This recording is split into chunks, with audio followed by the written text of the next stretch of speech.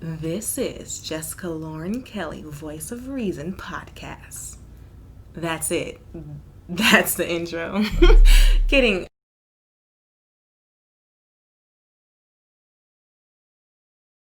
Hi, everybody.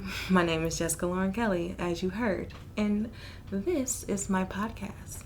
So, I'm pretty sure you're kind of wondering, like, what is this? Should I not listen anymore? You most definitely should listen. I'm going to tell you a little bit about what this is. So, to be quite honest, this is me practicing using my voice and talking and getting comfortable in front of a microphone. I feel like I'm comfortable, but again, practice makes perfect, right? So again, this is me learning how to play with my voice, learning how to get it up and down, and just again, flow with the microphone. I am interested or pursuing or dreaming, daydreaming, excited about becoming a voice actress and a professional voice actress.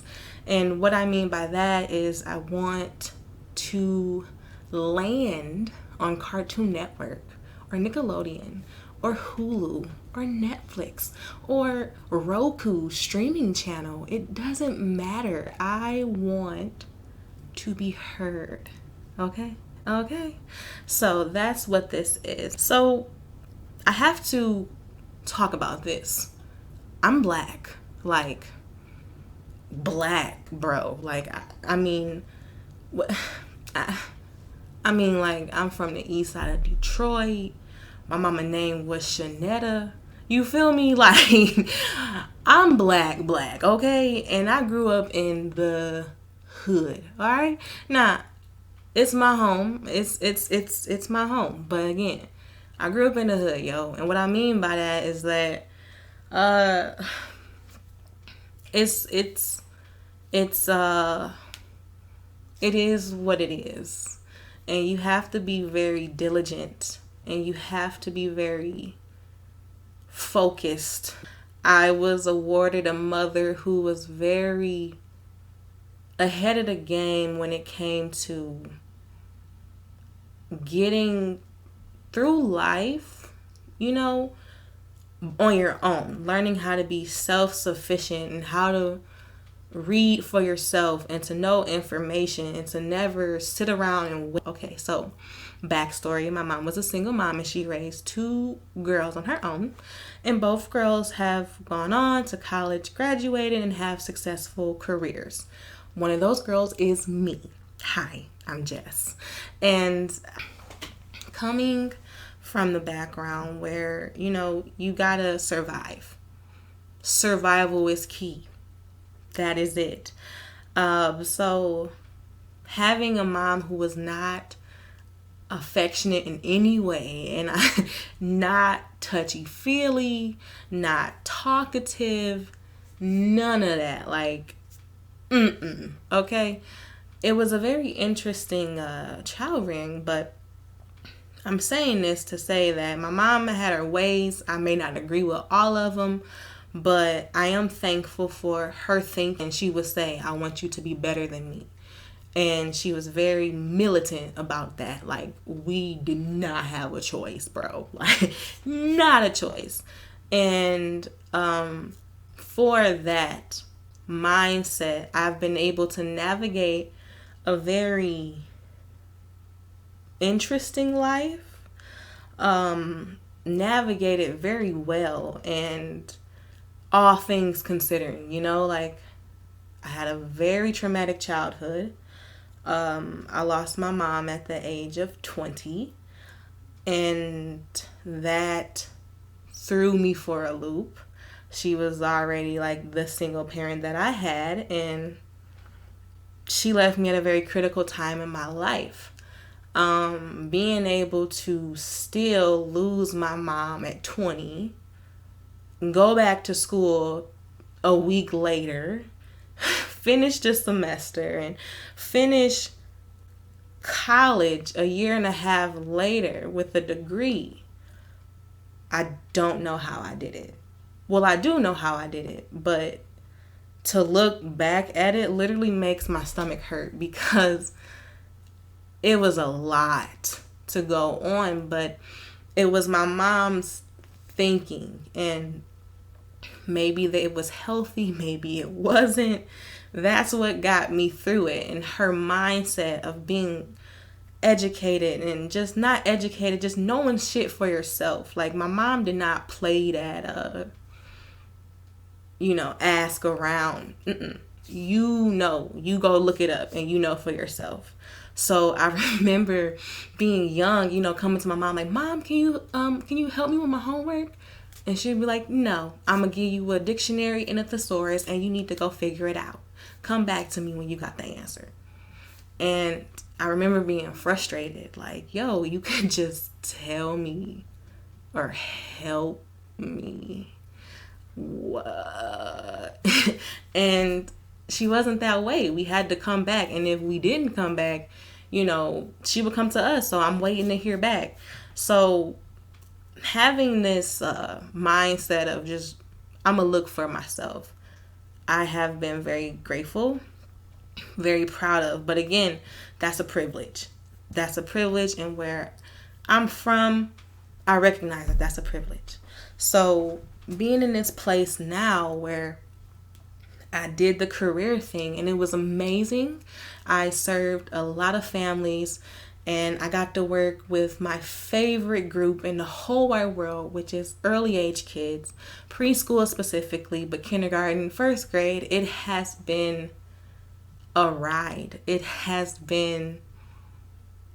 taught me so much, and it's close to my heart. Working with children is close to my heart, and I loved it. But even though I was so excited about it, it wasn't my passion. And voice acting is my passion. I didn't even realize that I did it so much, but when you're a preschool teacher, just getting the kids excited and getting them out the door and down the hall, you get animated naturally. And that's what I did for quite some time, like 5, 6 years in that one field. But again, it's crazy. Story time, I love reading story time to children, like that's my jam. All the other teachers like, oh man, I hate story time. Oh, it's the worst, And I'm just like, oh yeah, come on over, give it to me, let's do this. Like, let's go. I love it. So doing this a little bit throughout my education career, whatever you want to call it, doing that was, practiced enough. And it wasn't until like, I left my work job a year ago, and I've been on a journey of following my interest, following my passion. Again, my work life was good to me, but it wasn't hitting it for me. It just wasn't banging. I could manage, but I wasn't excited. And I had to be honest. I'm looking at myself like, yo, I'm 25. At the time, I'm 25. I'm 25 and turning 26 in a few weeks. And I got to do this work shit for the rest of my life. Like, obviously, if I want to live, you got to go to work. And I just don't want to become one of those teachers that get burned out. Like, just, you see it. They nasty to the children. They yelling. They sitting down. They not engaged. You've seen those teachers.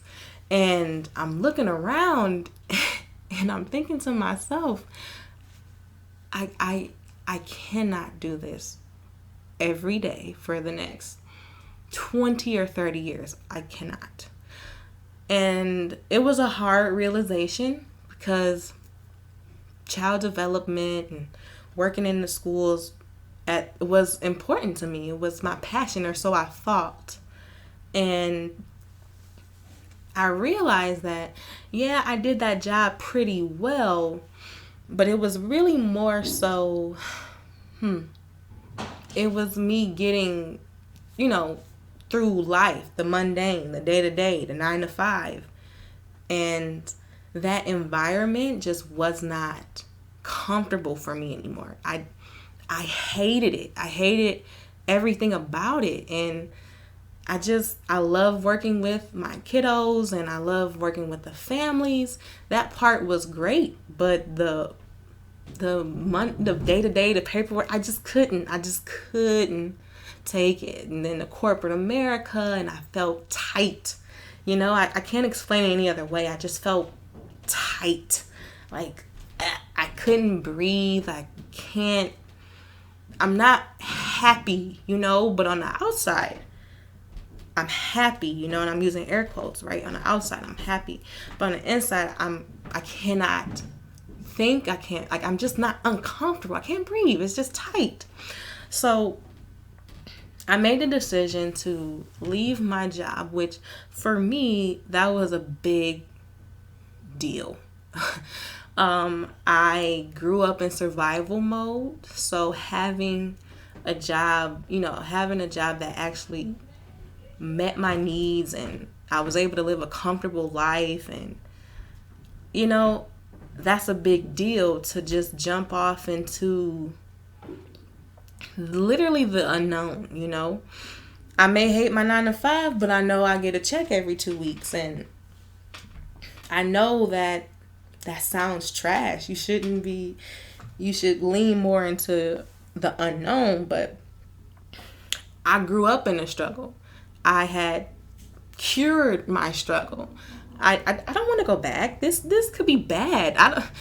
So there's that self-talk, right? Don't do it. That's dumb. Just stay. And then sometimes you ask around, and I think advice is important, but you got to be careful, right? So I'm asking around, and people are saying like, oh man, it is what it is, shit, you just, hey man, just do it, shit. I'm like, but I'm not happy.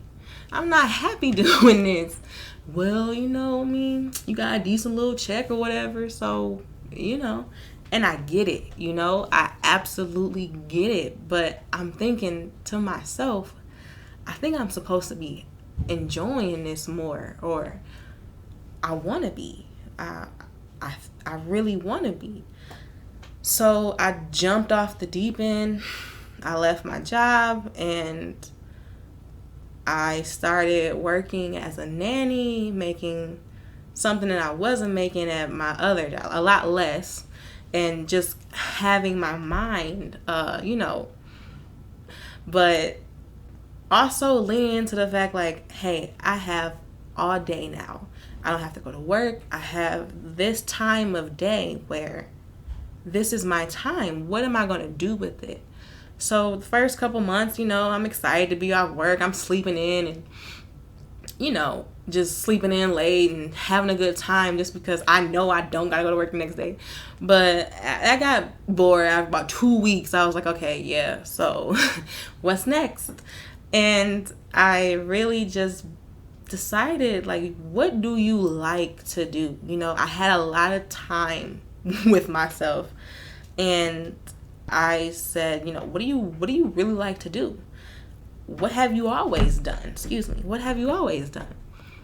And I have always made character voices or silly voices. I've always read for my own or reading for kiddos all the time. I've always, I've done, these are things that I've been doing that I like to do. I like to write poetry, and I like to write stories, and I like to draw. And wait, I used to do this when I was little, but I actually like this. Wait a minute.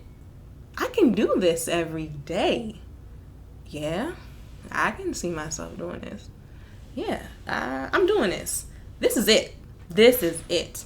So it was in that time that, I was away from work, where I really got to sit down with myself and realize, like, okay, I know what I don't like. I don't like being told what to do. I don't like being on someone else's schedule or having to run stuff by. I have an authority problem. It is what it is. I am my own boss. That's what I am. So I have to create something where I can be who I am. So I went from feeling tight to feeling like so relaxed and so free and so happy. There is no other word for it. Happy. I didn't realize how unhappy I was this whole time until I realized I was happy, because I'm like, wait, this is a feeling. I had to question what it was. I'm like, wait, I'm happy. I'm waking up every day and I'm not dreading the day. And wait, I feel good. I didn't do nothing today really, but it was a good day. I feel good on the inside. Wait, is this happy? So mind blown, because I used to feel that way when I was younger and when I was in my earlier 20s, before I really started living this life of, hey, I gotta go to work every day and I gotta, make this work. Like we realize that we do gotta work. That's just facts. We gotta go to work. But work doesn't have to be hard. I think I made work hard because I knew that I wasn't happy. I knew that I hated the place. I hated the administration. And I was just holding it in. And it's like, you don't have to do this. If you want to go to work every day, you have to go to work every day. Make sure you like what you do. And I really just leaned into, can I do this every day? Do I mind it? And I'm finding and discovering old talent, old passion, old excitement and joy and calm and just, I don't know how to explain it. It's just good as hell. Just great. I can't even put into words the way I feel now. And knowing that voice acting, or just having a silly voice and talking and being heard and having fun is really what I like to do. I can do this all day. And so with voice acting specifically, I know that this is it. I know that it is competitive. I know that there are people who have been in the industry for thousands of years, and I know that the chances of, and I heard that before, I hear it, it's in there, I know it's there, but I'm choosing to lean into the side of fuck it, just do it anyway. If I fall on my face, I fall on my face, but I tried. So I'm excited. I am certain about it. I don't know when, I don't know how, but I do know it's gonna happen, and for me to know when, where, that's not really my business. This is what I want, and I'm making the steps. And thank you for joining me on this episode, this podcast, where I talk a little bit about my experiences and what I'm thinking. So I plan to update this once a week. Maybe we do a check-in, but this is it. Hey, I hope you like what you heard. Again, it's me practicing my voice, but also talking to you about some things that I'm thinking and experiencing. And yeah, so I like to end it with one of my favorite movies, Lilo and Stitch. So I'm going to do a scene. Weird. I'm going to do a quick scene from that, and you just tell me what you think.